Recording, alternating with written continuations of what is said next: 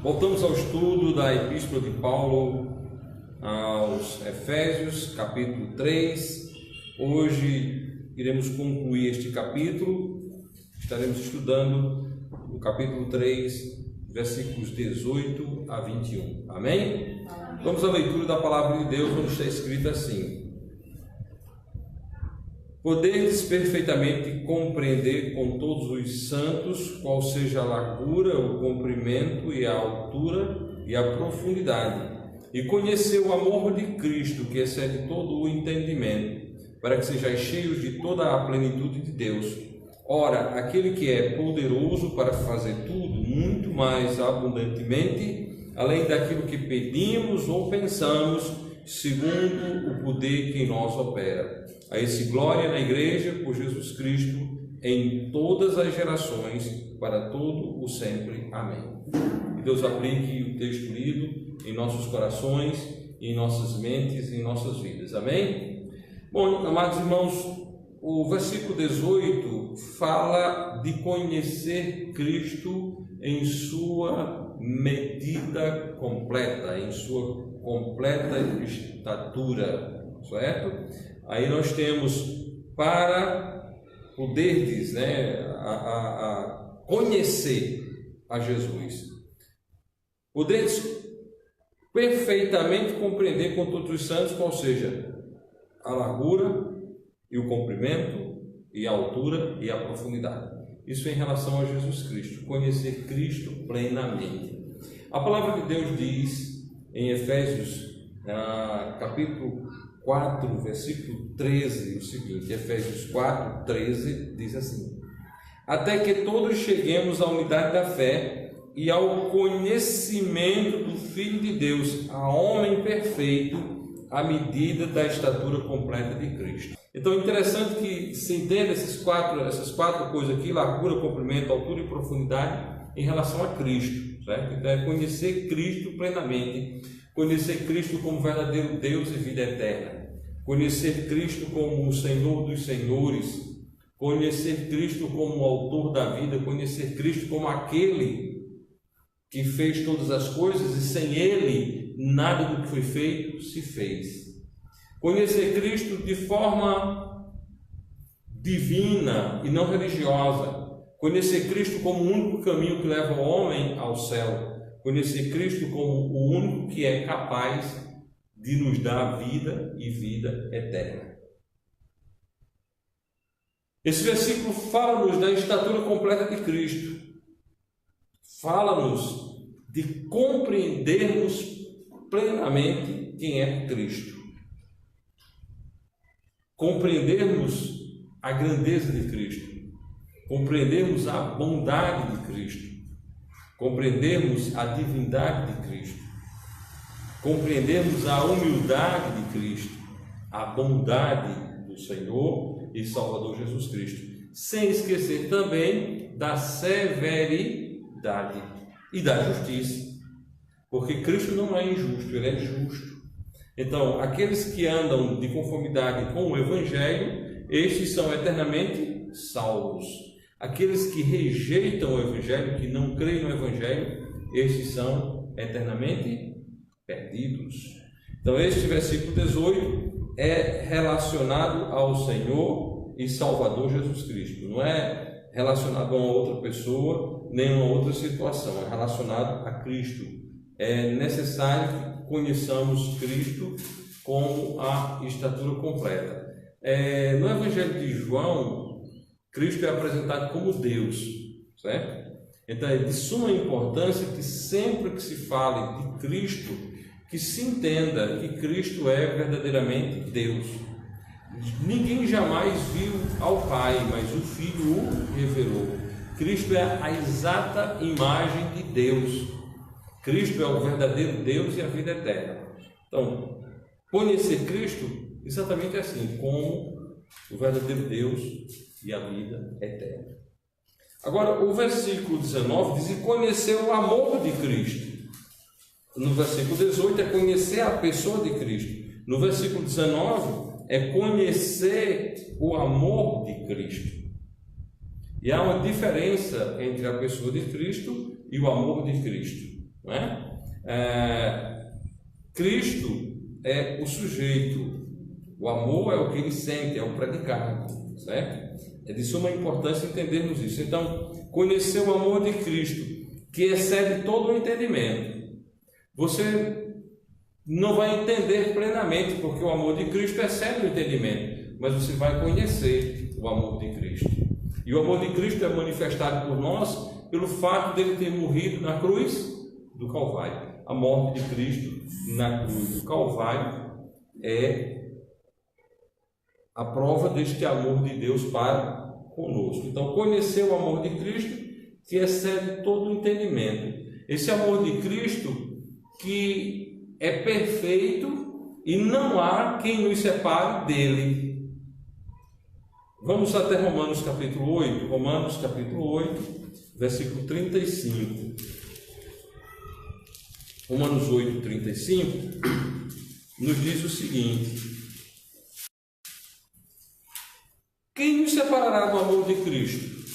A tribulação, a angústia.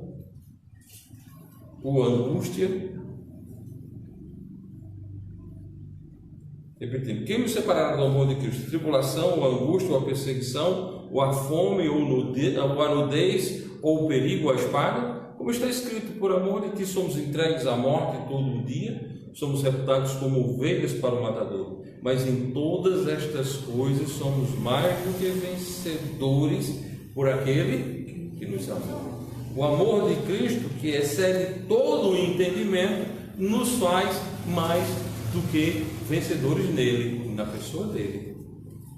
Certo? O amor de Cristo, que excede o entendimento, me faz mais do que vencedor em Cristo. E absolutamente nada nos separa do amor de Deus. Amém? Nada nos separa do amor de Deus. Vamos ler o versículo 38 e 39 do capítulo 8 de Paulo aos Romanos, que diz: porque estou certo de que nem a morte nem a vida, nem os anjos, nem os principados, nem as potestades, nem o presente nem o porvir, nem a altura nem a profundidade, nem alguma outra criatura nos separará do amor de Deus que está em Cristo Jesus, nosso Senhor. Então, o amor de Deus, que excede todo o entendimento, certo?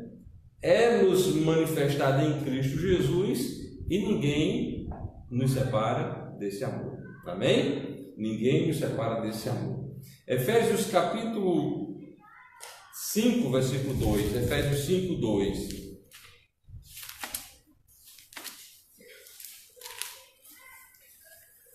Diz o seguinte: e andai em amor, como também Cristo nos amou, e se entregou a si mesmo por nós em oferta e sacrifício a Deus em cheiro suave. Andai em amor, como Cristo nos amou. E o que Cristo fez porque nos amou? Cristo se sacrificou por nós. Uma das características do amor é o sacrifício, né? O verdadeiro amor, ele é sacrificial. O marido que ama a mulher deve fazer sacrifício pela mulher. A mãe que ama os filhos se sacrifica pelos filhos.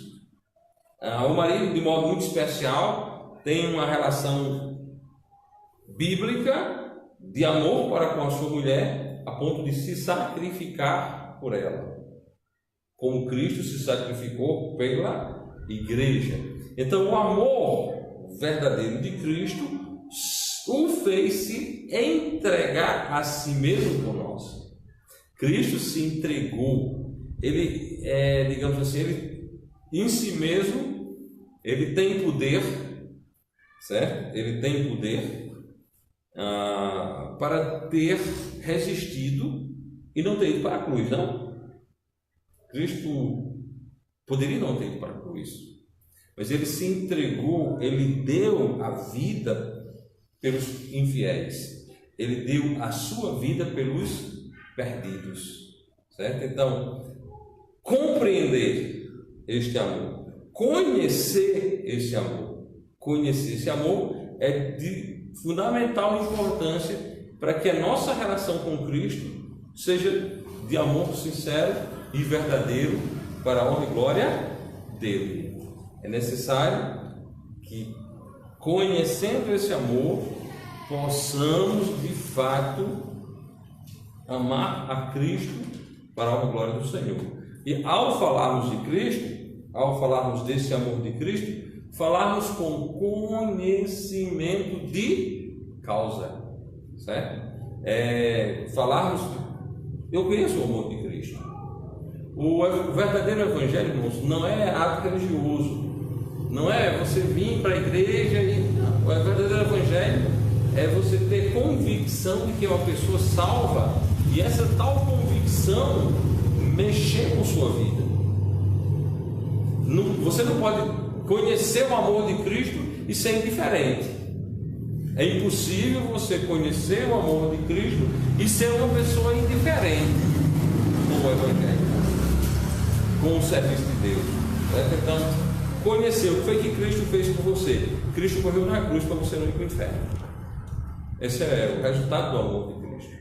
É o resultado do amor de Cristo. Para que você e para que eu não entrássemos no inferno, Ele deu a vida dele na cruz do Calvário. Ele se sacrificou, ele entregou a vida por você. E essa é uma relação muito pessoal. É como eu falei domingo aqui na igreja, não é para você entender, não, ele deu a vida por todo mundo. Não é por todo mundo, foi por você. Foi por mim, certo? Foi por nós que ele se entregou como uma oferta ao Senhor, Deus Todo-Poderoso. 2 Coríntios capítulo 5, versículo 14, fala-nos que o amor de Cristo nos constrange a servi-lo. 2 Coríntios capítulo 5,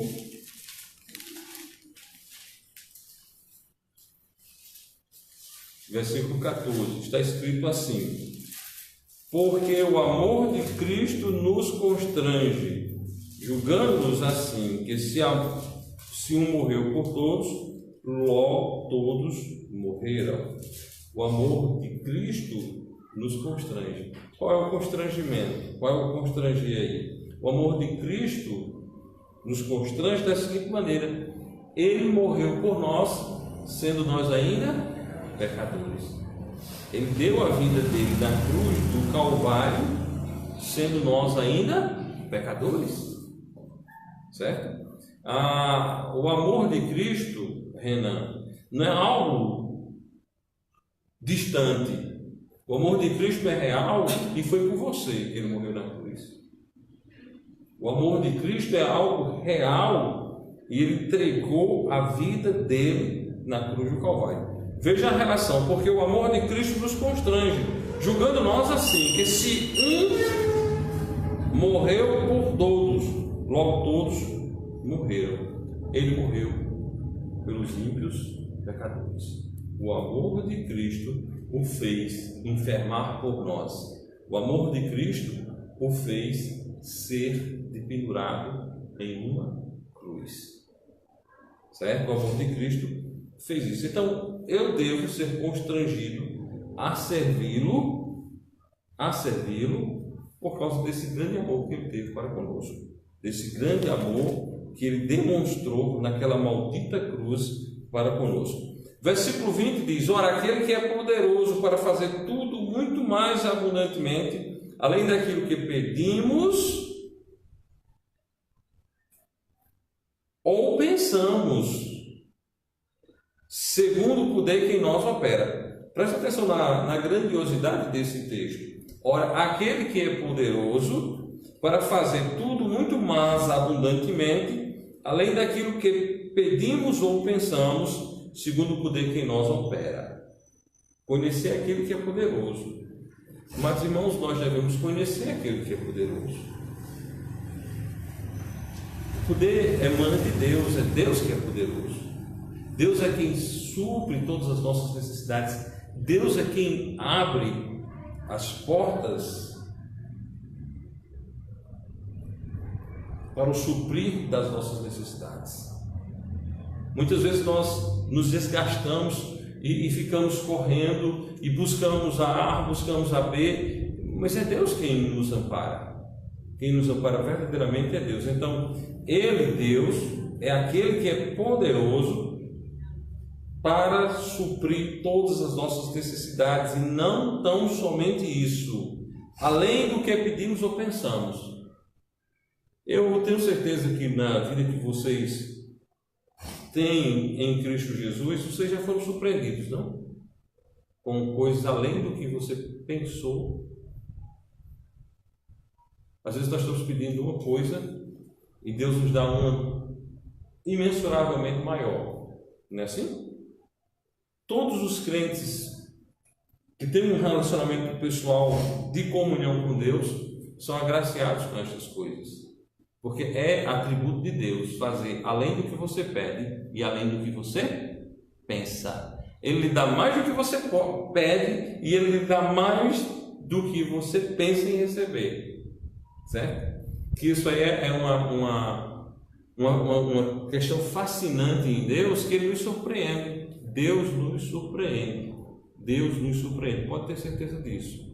E uma coisa que, como eu conheço quase assim, conheço de perto os amados irmãos aqui da igreja, Deus tem feito mais por a gente do que a gente tem pedido ou pensado, ou não. Certo? Os crentes desta igreja têm uma responsabilidade de fidelidade para com Deus muito grande, porque Deus é muito bom para a gente. Deus é muito bom para cada um de nós. Certo? Não é que seja isso uma coisa exclusiva desta igreja, não. Porque Deus é bom para todas as pessoas do mundo. A bondade e a misericórdia de Deus, a benignidade de Deus é para com todos.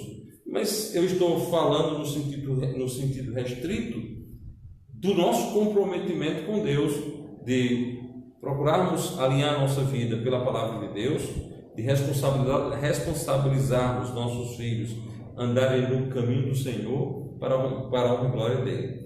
No Salmo 89, versículo 8 diz: o Senhor dos exércitos é quem é poderoso, como tu, Senhor, com a tua fidelidade ao redor de ti. O Senhor dos exércitos é quem é poderoso. Deus é poderoso, irmãos. O Senhor Deus dos exércitos, o Senhor Deus de Israel, Deus de Abraão, Isaque e Jacó, Ele é poderoso. Amém? Amém. E é esse Deus que nós servimos. Apocalipse capítulo 1, versículo 8. Apocalipse capítulo 1, versículo 8. Fala-nos desse Deus poderoso.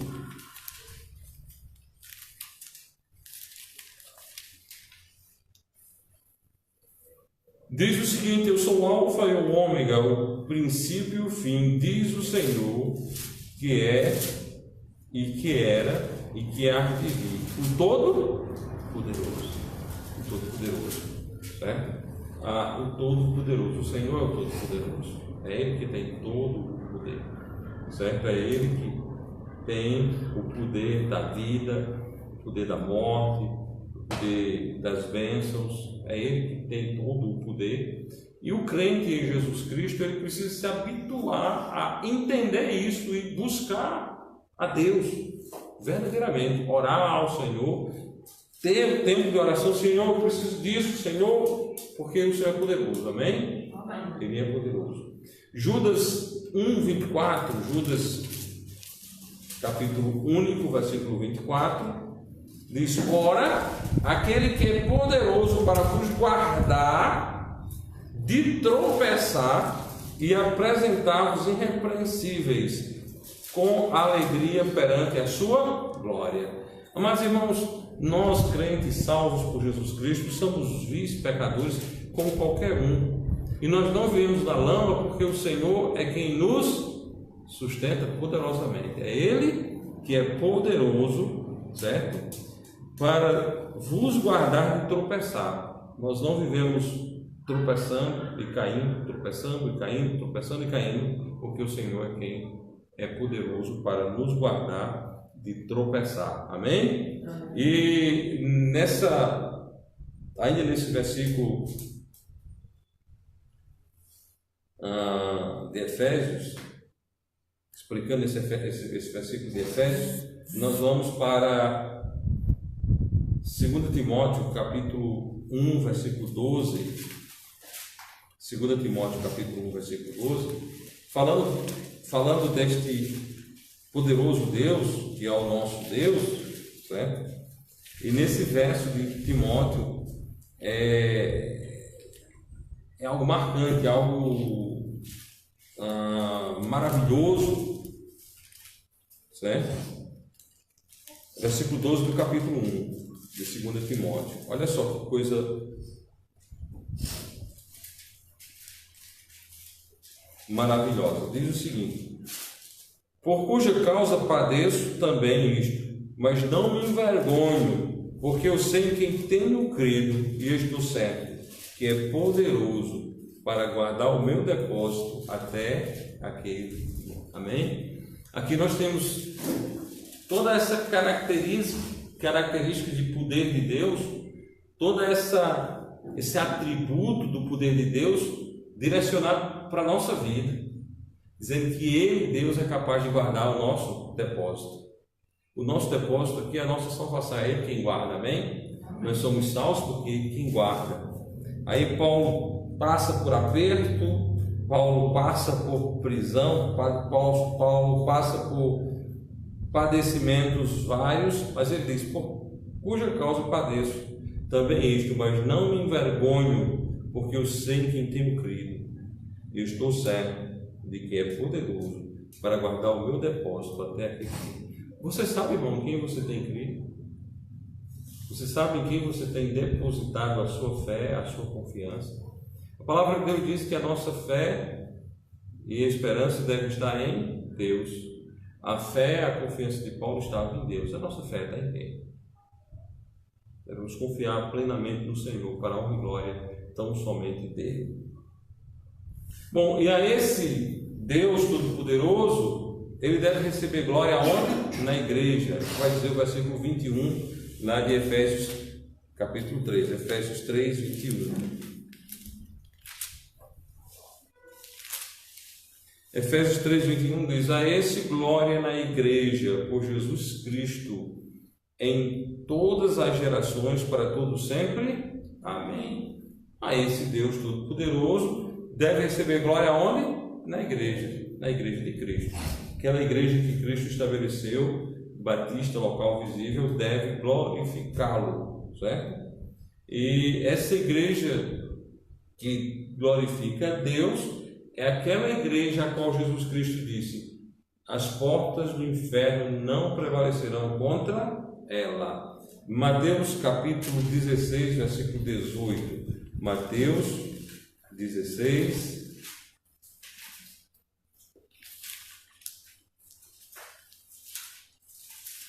18. E também eu te digo, que tu és Pedro, e sobre esta pedra edificarei a minha igreja, e as portas do inferno não prevalecerão contra ela. As portas do inferno não prevalecerão contra ela. As portas do inferno não prevaleceram e não prevalecerão sobre a igreja de Cristo, é a promessa dele. Desde que ele começou, a igreja existe até o dia em que os salvos forem da terra tirados. Amém? Amém. Ainda em Mateus capítulo 28, para a gente entender essa promessa de continuidade da igreja de Cristo. Mateus 28, versículo 20. Ensinando-os a guardar todas as coisas que eu vos tenho mandado. E eis que eu estou convosco todos os dias, até a consumação do mundo. Amém?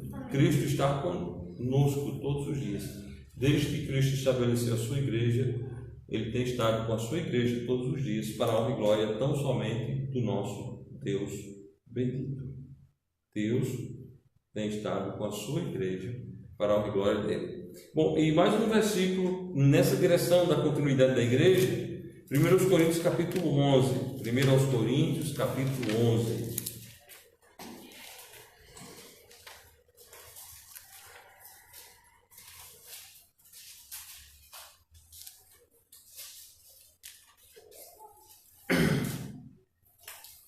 Primeiros Coríntios capítulo 11, versículo 16, diz o seguinte: porque todas as vezes que comerdes este pão e beberdes este cálice, anuncieis a morte do Senhor até que venha. Aqui nós temos o contexto da ceia, certo? A ceia é uma das ordenanças da igreja e a igreja deve cumpri-la até a vinda de Cristo. Para que esse texto não caia por terra, é necessário que exista igreja. Por isso, quando alguém nega a continuidade da igreja, está negando a divindade de Cristo e a autenticidade e veracidade das Escrituras. Então, a Escritura diz que a ceia será realizada de forma memorial até a vinda do nosso Senhor e Salvador Jesus Cristo. Ele não poderia dar uma ordenança à sua igreja se ela não estivesse na terra para realizar. Bom, com a vinda dele, não mais teremos a ceia, mas a igreja que deve glorificar o Senhor é exatamente a igreja que recebeu dele a ordem de batizar, recebeu a ordem de realizar a ceia, e aquela igreja que foi estabelecida por ele, a qual ele disse: edificarei a minha igreja e as portas do inferno não prevalecerão contra ela. Então a esse Deus Todo-Poderoso, a sua igreja, a igreja de Jesus Cristo, batista local visível, tem glorificado dia após dia, geração após geração. Amém?